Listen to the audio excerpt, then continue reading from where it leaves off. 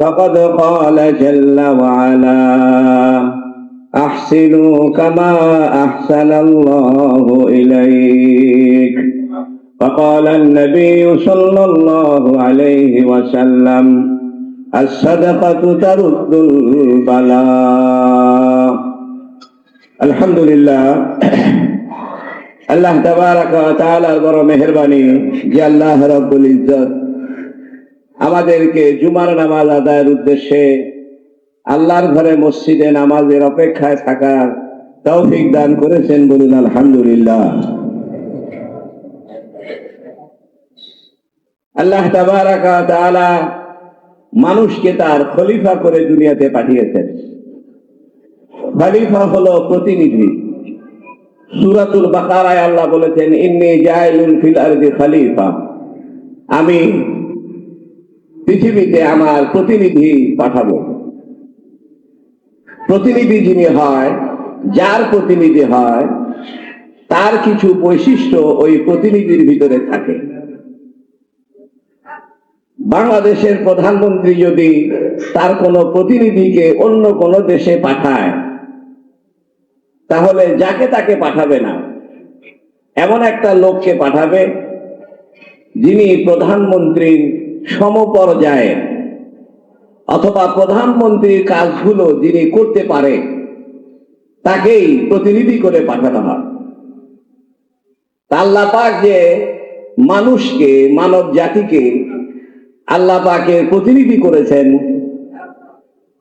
এজন্য করেছেন যে আল্লাহ পাকের কিছু সিফতের রং, আল্লাহ পাকের কিছু বৈশিষ্ট্যের ছায়া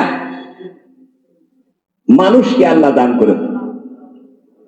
এই জন্য কোরআনুল কারীমে আল্লাহ বলেছেন সিবগাতাল্লাহ ওয়া মান আহসানু মিনাল্লাহি সিবগা, তোমরা আল্লাহর রঙে রঙিন হও, আল্লাহর রঙের চাইতে উত্তম রং আর কার হতে পারে? প্রশ্ন হলো আল্লাহর রং কি? আল্লাহর তো আসলে কোনো রং নাই। তিনি তো স্বাদ, গন্ধ, রং, আকার, আকৃতি, দৈর্ঘ্য, প্রস্থ, সীমানা এগুলো থেকে পবিত্র। এরপরেও আল্লাহ কোরআনে বলতেন সিবগাতাল্লাহ, আল্লাহর রঙে রঙিন হও। আল্লাহ পাকের কিছু বৈশিষ্ট্য আছে যেগুলো আল্লাহ পাক অন্য কোনো জাতিকে দেন নাই, শুধুমাত্র আল্লাহ এটা মানব জাতিকে দিয়েছেন। সুবহানাল্লাহ। আল্লাহ পাকের বৈশিষ্ট্যের ভিতরে, আল্লাহ পাকের রঙের ভিতরে কিছু বৈশিষ্ট্য এমন আছে যা শুধু মানুষই প্রাপ্ত হয়েছে। যেমন রাগ করা, এটা আল্লাহ রাগ করে, মানুষও রাগ করতে পারে। ক্ষমাশীলতা, আল্লাহ ক্ষমা করেন, মানুষও ক্ষমা করে। দানশীলতা, আল্লাহ দান করেন, মানুষও দান করে। মেহমানদারি করা, আল্লাহ মেহমানদারি করে, মানুষও মেহমানদারি করে। আল্লাহ বিচার করে, মানুষও বিচার করে। দুনিয়াতে মানুষের বিচারের জন্য জজ, বিচারপতি, প্রধান বিচারপতি এগুলো থাকে। আল্লাহ পাক মানুষকে তার খলিফা করেছেন। এর অর্থ হলো আল্লাহ পাকের কিছু বিষয় যেগুলো ছায়া হিসাবে, নমুনা হিসাবে, স্যাম্পল হিসাবে আল্লাহ মানুষকে দিয়েছেন। মানুষ যদি এই কাজগুলো করে তাহলে মানুষ যথার্থভাবে আল্লাহর প্রতিনিধি হয়ে যায়। সুবহানাল্লাহ। একটি হাদিসে আছে কিয়ামতের দিন আল্লাহ জিজ্ঞেস করবেন যে আমি অসুস্থ ছিলাম, তুমি আমার সেবা করোনি কেন, চিকিৎসা করোনি কেন? আল্লাহ বলবেন আমি ক্ষুধার্ত ছিলাম, তুমি আমার খাবারের ব্যবস্থা করোনি কেন? তখন বান্দা বলবে হে আল্লাহ, আপনি তো কখনো ক্ষুধার্ত হন না, আপনি তো রোগগ্রস্ত হন না, অসুস্থ হন না। কারণ ক্ষুধার্ত হওয়া, অসুস্থ হওয়া এগুলো মানুষের বৈশিষ্ট্য, আপনার বৈশিষ্ট্য নয়। তখন আল্লাহ পাক বলবেন তোমার বাড়ির পাশে একজন মানুষ অসুস্থ ছিল, তুমি যদি তার সেবা করতে, খোঁজ খবর নিতে, তাহলে যেন আমারই তুমি চিকিৎসা করতে। সুবহানাল্লাহ বলেন। আল্লাহ বলবেন তোমার বাড়ির পাশে একজন মানুষ ক্ষুধার্ত ছিল, তুমি যদি তার খাবারের ব্যবস্থা করতে, তাহলে যেন তুমি আমারই খাবারের ব্যবস্থা করতে।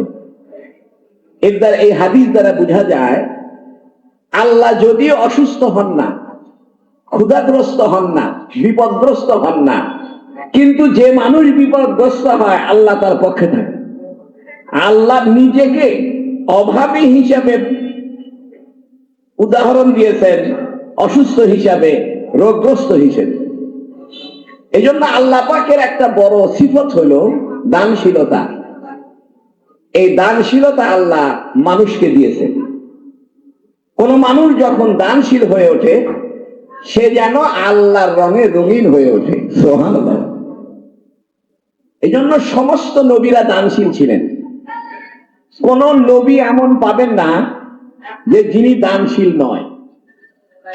তবে আমাদের নবী আলাইহিস সালাতু ওয়াস সালামকে যেহেতু আল্লাহ পাক সর্বশ্রেষ্ঠ নবী এবং রাসূল বানিয়েছেন, এই জন্য আমাদের নবীর ভিতরে অন্য সমস্ত নবীর স্বভাব চরিত্র তার চাইতে বহুগুণ বেশি আমাদের নবীকে আল্লাহ পাক সেই স্বভাবের অধিকারী বানিয়েছেন। এজন্য সমস্ত নবী দানশীল ছিলেন, সমস্ত নবী মেহমানদার ছিলেন, সমস্ত নবী ক্ষমাশীল ছিলেন, সমস্ত নবী ধৈর্যশীল ছিলেন। এই সবগুলো বৈশিষ্ট্য আল্লাহ। আল্লাহ দানশীল, তবে আল্লাহ দেখায় দিয়েছেন যে দেখো আমি যে পরিমাণ মেহমানদারি করতে পারি, আমি যে পরিমাণ দানশীল হতে পারি, তোমরা তা পারবা না।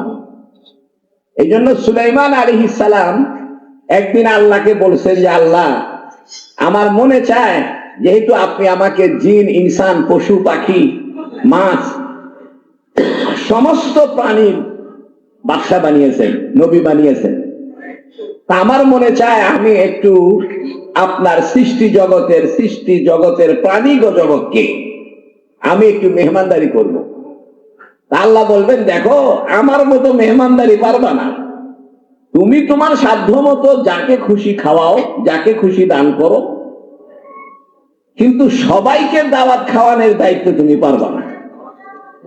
সুলাইমান আলাইহিস সালাম বলছেন যে আল্লাহ আমি একটু চেষ্টা করে দেখি, আপনি আমাকে একটু অনুমতি দেন। আল্লাহ বললেন ঠিক আছে, তোমার অনুমতি দিলাম, তুমি মেহমানদারি করো, খাওয়াও। সুলাইমান আলাইহিস সালাম এক বিশাল দস্তরখানা সাগরের পাড়ে বিছিয়েছে, কারণ সাগরের পাড়ে যে পরিমাণ ফাঁকা জায়গা, এত পরিমাণ ফাঁকা জায়গা অন্য কোথাও নাই। সুলাইমান আলাইহিস সালাম এক দীর্ঘ দস্তরখানা বিছায়া 1 মাস ধরে খাবারের ব্যবস্থা করেছে।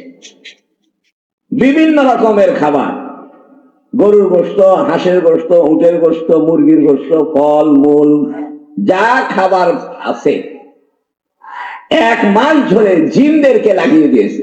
কারণ সুলাইমান আলাইহিস সালামের অনুগত ছিল জিনেরা। এই বিশাল খাবারের ব্যবস্থা করে দস্তরখানার মধ্যে খাবার পরিবেশন করেছে এবং বাতাসকে হুকুম দিয়েছে, বাতাস এই খাবারের উপর দিয়ে প্রবাহিত হয় যেন খাবার নষ্ট না হয়। এই জন্য গরম খাবারে বাতাস দিলে খাবারটা যখন ঠান্ডা হয়ে যায় খাবারটা নষ্ট হয়, আর গরম খাবার বেশিক্ষণ থাকলে এটা নষ্ট হয়ে যায়। এরপরে সুলাইমান আলাইহিস সালামকে আল্লাহ বলতেছে, সুলাইমান কাদেরকে আগে মেহমানদারি করবা, শুরু করবা কোথা থেকে? সুলাইমান আলাইহিস সালাম বলছে আল্লাহ যেহেতু সাগরের পারে দস্তরখানা লাগানো হয়েছে আর সাগরের কাছেই সাগরের প্রাণী জগৎ বসবাস করে, তা আমি সাগরের মাছদেরকে দিয়ে আগে খাওয়ানো আরম্ভ করি। এখান থেকে বোঝা যায় যেখানে মেহমানদারির আয়োজন হয় তার আশেপাশে যারা কাজকর্ম করে, আশেপাশে যারা থাকে, এরাও ওই মেহমানদারির খাবারের অংশীদার হয়। যেমন কোন ওস্তাদ, কোন হুজুর মেহমান আসছে, বিস্কুট আনিয়েছে, কলা আনিয়েছে, যে ছেলেটা কলা এনে দিল, যে ছেলেটা বিস্কুট এনে দিল, যে পিয়নটা বিস্কুট এনে দিল, ওই বিস্কুটের ভিতরে পিয়নের অধিকার আছে। এই জন্য মেহমানের উচিত নয় সব একবারে খাওয়া, আর মেজবানের উচিত নয় যে খাবার বেঁচে গেলে সব নিজে খাওয়া, বরং সেখান থেকে পিয়ন, ছাত্র, কর্মচারী তাদেরকে দুই এক টুকরা দেওয়া।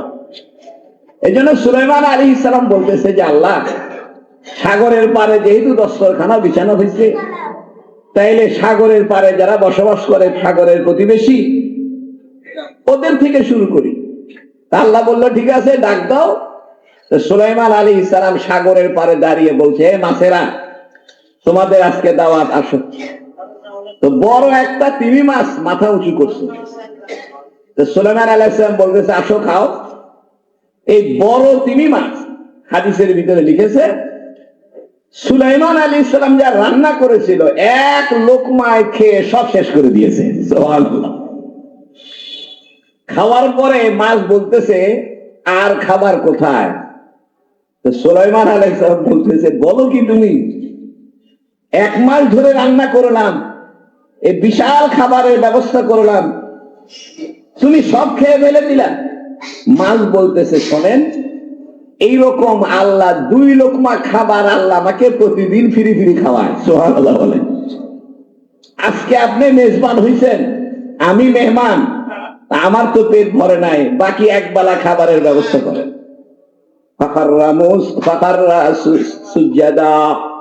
কোরআন শরীফে আছে, তখন সুলাইমান আলাইহিস সালাম সিজদায় পড়ে গেছেন। সিজদায় পড়ে গিয়ে আল্লাহকে বলছেন যে আল্লাহ, মেহমানদারি এটা আপনার বৈশিষ্ট্য, তবে আপনি আমাদেরকে যে মেহমানদারি করার যোগ্যতা দিয়েছে এটা আপনার বরাবর কোনোদিন হবে না। এখান থেকে মুহাদ্দিসিনে কেরাম বলছেন, কোন মেজবান যদি মেহমানদারির আয়োজন করে, তাহলে সে যদি আল্লাহর আশ্রয় চায় যে আল্লাহ আমার ক্ষমতা নাই, এই কাজ আপনার, কারণ মেহমানদারের মূল মেহমানদারি করনেওয়ালা আপনি হলেন করনেওয়ালা। আল্লাহ সেই মেহমানের খাবারে বরকত দেয়। আর কেউ যদি বলে, মনে মনে চিন্তা করে, যে পরিমাণ খাবার রান্না করেছি কোনো অসুবিধা নাই, খান, খাবার শর্ট পড়বে। আর কোন মেজবান যদি আল্লাহর উপরে ভরসা রাখে, মনে মনে চিন্তা করে যে না, এইটার বৈশিষ্ট্য কার? আল্লাহ, তাহলে আল্লাহ তার মেজবানের ভিতরে, মেহমানের ভিতরে বরাকা দান করে। এটাই হাদিসে আছে, তোমাদের 3 জনের খাবার 4 জনের জন্য যথেষ্ট, 2 জনের খাবার 3 জনের জন্য যথেষ্ট, 5 জনের খাবার 6 জনের জন্য যথেষ্ট। এই জন্য নবী আলাইহিস সালাম বলেছেন, তোমরা খাবারের ঝোল বৃদ্ধি করো, গোশত রান্না করে একটু পানি বেশি দাও, ঝোল বেশি করে দাও, যাতে প্রতিবেশীদেরকে খাওয়াইতে পারো। আমি বলছিলাম, আল্লাহ পাকের কিছু বৈশিষ্ট্য হলো দানশীলতা, মেহমানদারি করা, না খেয়ে থাকা। এই জন্য আল্লাহ মানুষকে রোজার ব্যবস্থা করছে। রোজা হইল আল্লাহর সিফত। আল্লাহ যেরকম না খেয়ে থাকে, মানুষ যখন রোজা রাখে, তা আল্লাহ তার উপরে খুশি হয়ে তার গুনাহ সদা মাফ করে দেয়। বন্ধুরা আমার, মানুষের দিলের ময়লা পরিষ্কার করার জন্য আল্লাহ পাক মুমিন মুসলমানদেরকে দানশীল হবার পরামর্শ দিয়েছে। হাদিস শরীফে আছে, তোমরা দানশীল হও, যে পরিমাণ দান করবে, কোরআন শরীফে আল্লাহ আছেন, ফি কুল্লি মিয়াতিন সুম্বুলাতিন মিয়াতু হাব্বা, 1টা টাকা দান করলে আমি সে টাকার বিনিময়ে 700 গুণ বৃদ্ধি করে আরো লক্ষ কোটি গুণ বৃদ্ধি করে দিব। কিতাবে আছে, যে ব্যক্তি দানশীল হয় সে ব্যক্তি কোনোদিন অভাবে পড়বে না। বাস্তব, যে ব্যক্তি দানশীল হয় সে কোনোদিন অভাবে পড়বে না। আর দান করার সময় সে যদি মনে করে যে আসলে জিনিস আল্লাহর, আমিও আল্লাহর, যাকে দিতেছি সেও আল্লাহ। আপনি যে দান করবেন, কার টাকা দান করেন? আপনার টাকা, টাকা তো আল্লাহ। আপনি যে আপনার গাছের আম দান করে দিতেছেন, কলা দান করতেছেন, কাঁঠাল দিতেছেন, টাকা পয়সা দান করতেছেন, এটা কি আপনার নিজের মালিকানা? আপনার মালিক কে? যেহেতু আল্লাহ হলো মূল দানশীল, মূল দাতা হলো আল্লাহ, জিনিসটাও আল্লাহ। এই জন্য বান্দা যখন আল্লাহকে খুশি করার জন্য আর মনে মনে চিন্তা করে যে এই কাজ তো আল্লাহ, আমি এক আল্লাহর ক্ষুদ্র নাপাক বান্দা, আল্লাহর ভেসে ভেঁস ধরেছি, বগুড়ার ভাষায় বলে ভেঁস ধরা। তা আল্লাহ দানশীল, তা আমিও 10 টাকা দান করে আল্লাহর মতো ভেঁস ধরলাম। আল্লাহ খায় না, তা আমিও একটু রোজা রাখলাম, আল্লাহর ভেসে ভেস ধরলাম। আল্লাহ মেহমানদারি করে, তা আমিও একটু আল্লাহর ভেসে ভেস ধরে একটা মানুষকে মেহমানদারি করলাম, একটু খাওয়াইলাম। আল্লাহ পাকের এই বৈশিষ্ট্য যার ভিতরে ঢোকে, সেই হয় আল্লাহর প্রকৃত খলিফা, এবং সেই হয় আসলে আল্লাহর জান্নাতের অধিবাসী। এই জন্য হাদিস শরীফে আছে, as-সাদাকাতু তারুদ্দুল বালা, দান খয়রাত তোমাদের বালা মুসিবতকে দূর করে। নবী আলাইহিস সালাম বলেছেন, তাসাদ্দাকু ওয়ালাউ বিশিক্কি তামারাতিন, বুখারী শরীফে হাদিস, তোমরা দান করো, একটা খেজুরের অর্ধেক হইলেও দান করো।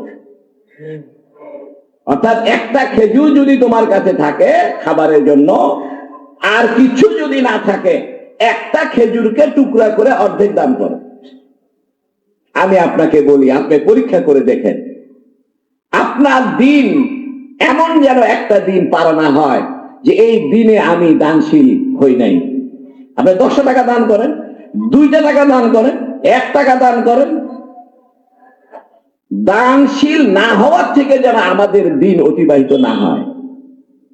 আর যে দানশীল হয় না সেই তো কৃপণ।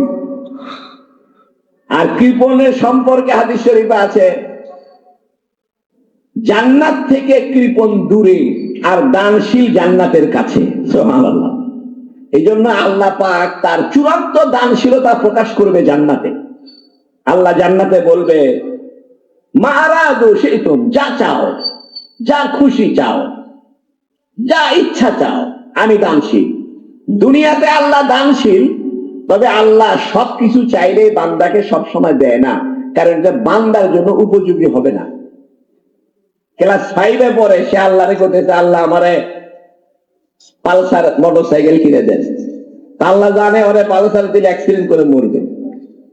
প্রেম করছে, প্রেম করে আল্লাহরে দোয়া করতেছে, আল্লাহ এই মেয়ের সাথে আমার বিবাহের ব্যবস্থা করে দেন। আল্লাহ জানে এর সাথে বিয়ে দিলে আর মায়ের সাথে পর্দা পড়বে না, লাগবে ঝগড়া, লাগবে মারামারি, খুনাখুনি। তো যখন যার সাথে প্রেম করেছে তার সঙ্গে যখন বিয়ে হয় না, তখন মন খারাপ হয়ে যায়। আসা আন তাকরুহু শাইআন শাররুল লাকুম ওয়া হুয়া খায়রুন ওয়া হুয়া শাররুল লাকুম, তোমরা অনেক জিনিস মনে করো যে এটা তোমাদের জন্য খারাপ হলো। আল্লাহ বলে, আসলে তোমাদের জন্য খারাপ হলো না, তোমরা মনে করো খারাপ হলো, আসলে তোমাদের জন্য ভালো হইলো।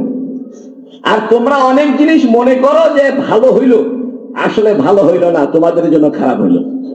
এক বেচারা ঘুষ খাইছে, মনে মনে চিন্তা করেছে, না খুব ভালো কাম করছে, আজকে পকেট ভরে গেছে, তো সে ভালো মনে করতেছে, এর ভিতরে কি আছে?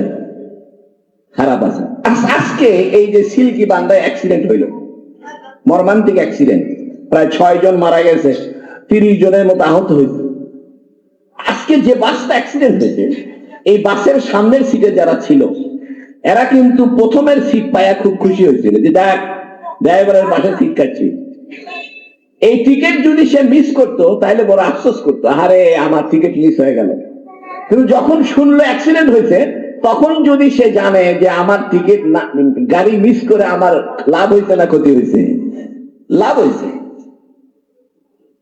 এই জন্য বান্দার সকল কাজের ভিতরে আল্লাহর রহমত বরকত লুকিয়ে থাকে। আমি বলছিলাম, বান্দা আল্লাহর, দেখেন আল্লাহ কিন্তু নামাজ পড়ে না, আল্লাহর কোনো নামাজ নাই, আল্লাহ কোনো ইবাদত করেন, আল্লাহ ইবাদত করবে কার? কিন্তু আল্লাহ এমন কাজ করে যেগুলো ফেরেশতাদের যোগ্যতা নাই, অন্য কারো যোগ্যতা নাই, এটা শুধু মানুষের যোগ্যতা আছে। এই জন্য হাদিস শরীফে আছে, তাসাদ্দাকু ওয়ালাউ বিশিক্কি তামারাতিন, তোমরা দান করো যদিও খেজুরের অর্ধেক খেজুর হয়। আর দান করলে কি লাভ হবে? তুমি যদি 1 টাকা দান করো, আমি আল্লাহ সে দানকে বৃদ্ধি করে করে 700 গুণ বৃদ্ধি করব, বরং অগণিত অসংখ্য সওয়াব আমি তাকে দান করব। দানশীলতার জন্য জান্নাত। কেন? জান্নাত হলো দান গ্রহণের জায়গা, দুনিয়া হলো দান করার জায়গা। এই জন্য জান্নাতের ভিতরে আল্লাহ বলবেন, চাও, যা খুশি চাও, যা চাইবে তাই পাইবে। আল্লাহ সেদিন তার চূড়ান্ত দানশীলতা প্রকাশ করবে। ঠিক একই রকম ভাবে আল্লাহ চূড়ান্ত রাগান্বিত প্রকাশ করবে কিয়ামতের দিন। বলবে, যারা যারা কুফরি করছো সব জাহান্নামে যাও। আর আল্লাহ বলবে যারা যারা জীবনে একবার লা ইলাহা ইল্লাল্লাহ পড়ছো জান্নাতে চলে যাও। একটা জায়গায় আল্লাহ ঠেকায় দিবে। আল্লাহ বলবে, আজকের হাদিস শরীফে আছে কিয়ামতের দিন আল্লাহ এত রাগান্বিত হবে, এরকম রাগ কোনোদিন করে নাই। আবার হাদিসে আছে কিয়ামতের দিন আল্লাহ এত দয়ালু হবে, এরকম দয়া কোনোদিন দেখায় নাই। প্রশ্ন হতে পারে, একই সাথে চূড়ান্ত রাগ দেখাবে আবার চূড়ান্ত দয়া দেখাবে, এটা কেমনে? মুহাদ্দিসিনে কেরাম বলেছেন, চূড়ান্ত রাগ দেখাবে ইমানের ব্যাপারে, যারা শিরিক করেছে তাদের ব্যাপারে চূড়ান্ত রাগ দেখাবে, যারা শিরিক করেছো যাও জাহান্নামে যাও। আর চূড়ান্ত দয়া দেখাবে, বলবে যত পাপই করো না কেন, একবার যদি দিল থেকে লা ইলাহা ইল্লাল্লাহু মুহাম্মাদুর রাসূলুল্লাহ এইটা যদি জীবনে একবার দুনিয়ার থেকে স্বীকার করে আসতে পারো, যত পাপ করো না কেন, হালকা পাঁচটা শাস্তি দিয়ে 2-4টা থাপ্পড় টাপড় মাইরা তোমারে আমি জান্নাতে ঢুকিয়ে দিব। এই কথাই বুখারী শরীফে আছে, মান ক্বালা লা ইলাহা ইল্লাল্লাহ দাখালাল জান্নাহ। এটা চমৎকার কথা বলে শেষ করি। মুহাদ্দিসিনে কেরাম কিতাবে লিখেছেন, সুফিয়ে কেরাম লিখেছেন, কোন মানুষ যদি আল্লাহর বৈশিষ্ট্যগুলো গ্রহণ করে, যেমন দানশীলতা, মেহমানদারি, ক্ষমা করা, ধৈর্যশীলতা, না খেয়ে থাকা, এগুলো যদি গ্রহণ করে, আল্লাহ তার ঈমানকে কোনোদিন নিষ্ফল করবে না। আল্লাহ তাকে ঈমানদার অবস্থায় মৃত্যু দিয়ে জান্নাত দিবে, কারণ এটা আল্লাহর বৈশিষ্ট্য। এই জন্য বন্ধুরা আমার, সব সময় সব সুযোগ আসে না। আপনারা জানেন, আপনাদের দানে তিলে তিলে গড়ে ওঠা এই কারবালা মাদ্রাসা, ছাত্র সংখ্যা বেশি হওয়ার কারণে আমরা ছাত্র জায়গা দিতে পারি না। এই জন্য অনেক কষ্ট করে মসজিদের পূর্ব পাশে পুকুরের পূর্ব ধারে একটা 10 তলা ভবনের ভিত্তি দিয়ে একতলার ছাদ হয়েছে, আর একতলার ছাদ ঢালাই হবে। বিল্ডিং বাবদ প্রায় 1,60,00,000 টাকা আপনারাই দিয়েছেন, সুবহানাল্লাহ। কোন ঢাকার টাকা পয়সা নাই, ঢাকা চট্টগ্রাম বিদেশ তো দূরের কথা। এটা বড় আশ্চর্য। কারবালা মাদ্রাসাকে যে আপনারা এত ভালোবাসেন তার প্রমাণ হলো এই বিল্ডিং বাবদ 1,60,00,000 টাকা খরচ হয়েছে, এই টাকা আপনারাই দিয়েছেন। এই জন্য এই বিল্ডিং এর জন্য আমরা আপনাদের কাছে দানশীলতা হিসেবে আল্লাহর সাথে আপনার বৈশিষ্ট্য যেন সংযুক্ত হয়। আল্লাহরে কিয়ামতের দিন বলতে পারে যে আল্লাহ আপনি তো দানশীল, গোটা দুনিয়া আপনি দান করছেন, তা আমি আপনার ভাবে ভাত ধরে 2 বস্তা সিমেন্ট দিয়েছি, আমি আপনার ভাবে ভাত ধরে 1 বস্তা সিমেন্ট দিয়েছি, 10 বস্তা সিমেন্ট দিয়েছি। অনেকের মা নাই, বাবা নাই, মা চলে গেছে। হাদিস শরীফে আছে মৃত ব্যক্তি অপেক্ষায় থাকে যে তার আত্মীয় স্বজন তার জন্য কোন হাদিয়া পাঠায় কিনা। এখন কবরে হাদিয়া পাঠাবেন কি? কবরে হাদিয়া হলো মৃত ব্যক্তির জন্য দান সৎকার করা, মৃত ব্যক্তির জন্য দোয়া করা। এই জন্য আজকে জুমার দিন আপনি যদি আপনার মায়ের নামে, বাবার নামে 10,000 টাকা, 5,000 টাকা এই মাদ্রাসায় বিল্ডিং নির্মাণের জন্য দেন, এটা আপনার মা বাবার কাছে সওয়াব আকারে, ডলার আকারে পৌঁছে যাবে। অনেক সময় দেখবেন আমরা বাংলাদেশ, বিদেশ থেকে টাকা পাঠায় বাংলাদেশে, বিদেশ থেকে পাঠাচ্ছে ডলার, বাংলাদেশে এসে হয়ে গেছে কি টাকা। সৌদি আরব থেকে পাঠিয়েছে রিয়াল, বাংলাদেশে এসে হয়ে গেছে টাকা। তো বাংলাদেশ থেকে আপনি দান করবেন, কবরের জগতে আপনার আব্বা আম্মার জন্য এটা সওয়াবের টাকায় পরিণত হবে। এই জন্য আমি আপনাদের কাছে উদাত্ত আহ্বান জানাবো, আগামী বৃহস্পতিবার ইনশাআল্লাহ ছাদ ঢালাই হবে। বড় ছাদ, এটা একদিনে ঢালাই করা সম্ভব হবে না, 2 দিন লাগবে। বৃহস্পতিবারেও কাজ হবে, জুমার দিনেও কাজ হবে। আপনারা ইনশাআল্লাহ এই বৃহস্পতিবারের আগে আগে প্রত্যেকে নিয়োগ করেন যে এই মাদ্রাসার যারা আমরা মুসল্লি সবাই কমাস কম 1 বস্তা করে সিমেন্ট দিব। পারবেন না ইনশাআল্লাহ? যাদের আল্লাহ সামর্থ্য রাখছে, মায়ের জন্য 1 বস্তা, বাবার জন্য, বিবির জন্য, ছোট বাচ্চা অসুখ ভালো হয় না তার জন্য। তবে এইরকম করবেন না যে যদি অসুখ ভালো হয় তাহলে সিমেন্ট দিব, তা বলবেন না। ওটাও এক ধরনের, যারা মান্যত করে এরা এক ধরনের কৃপণ, স্বার্থপর। মান্যত করা ইসলাম পছন্দ করে না। অনেকে শর্ত করে দান করে, যদি আমার অসুখ ভালো হয় তাহলে আমি 10 টাকা দান করব। আরে ভাই যদি বলবেন যে আল্লাহ দান করলাম তুমি অসুবিধা করো। এই জন্য হাদিস শরীফ আছে সাদাকাতু তারুদ্দুল বালা, দান খয়রাত বালা মুসিবত দূর করে। তাহলে বালা মুসিবত দূর করার নিয়োগ করে দান করা জায়েজ আছে। এই জন্য যদি কারো কোনো মুসিবত থাকে, বিপদ আপদ থাকে, কোনো আশা আকাঙ্ক্ষা থাকে, দেখেন আল্লাহরে কবেন আল্লাহ আমি এই কাম করছি, আপনি আমার এটা দেন। আপনি যদি বাপের কথা অনুযায়ী ভালো করে বাজার করে আসেন, তা আব্বাকে যদি বলেন আব্বা আপনি যা যা বলছিলেন ঠিক ঠিক মতো বাজার করে আনছি, তা আমার এখন 20টা টাকা অতিরিক্ত দেন, আমি এটা আইসক্রিম খাবো। বাবা কি না করবে নাকি?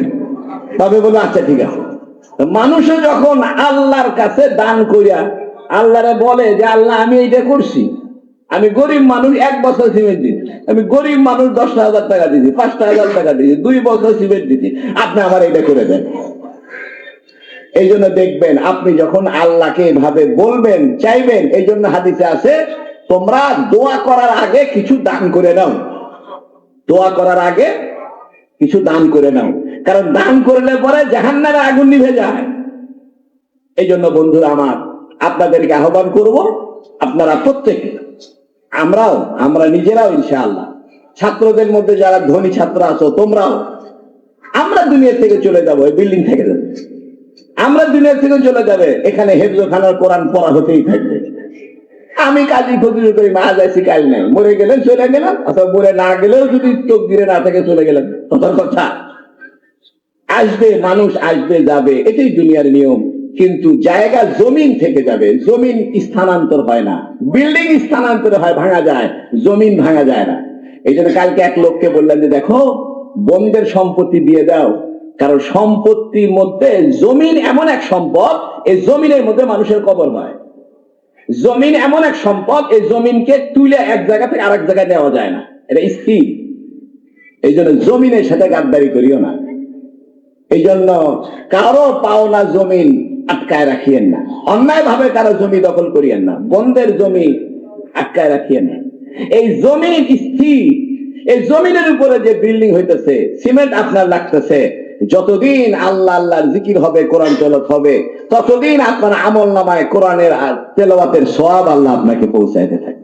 আল্লাহ রাব্বুল আলামিন আমাদের সবাইকে দানশীল হওয়ার, বিশেষ করে আগামী বৃহস্পতিবারে যেহেতু ঢালাই হবে, আপনারা বৃহস্পতিবারের আগেই পৌঁছায় দিবেন। তবে কেউ যদি চিন্তা করেন সিমেন্ট দিব, তবে আমার মনে হয় যেহেতু আমরা একই ব্র্যান্ডের সিমেন্ট ফ্যাক্টরি থেকে নিব, ফ্যাক্টরি থেকে নিলে পরে দাম কম, ট্রাক ধরে নিয়ে আসা। আপনি এখানে কিনলে 550 টাকা, 540 টাকা নিবে, কিন্তু আমরা যখন একবারে সিমেন্টের ফ্যাক্টরি থেকে নিয়ে আসি দাম কম পড়ে। আপনারা ইনশাআল্লাহ এই সহযোগিতা করবেন। আল্লাহ রাব্বুল আলামিন আমাদের সবাইকে আল্লাহর সিফত দানশীল হওয়া, মেহমানদার হওয়ার তৌফিক দান করুক, বলুন আমিন। ওয়া আখিরু দাওয়ানা আলহামদুলিল্লাহি রাব্বিল আলামিন। যারা সুন্নাত করেন নাই সুন্নাত করেন।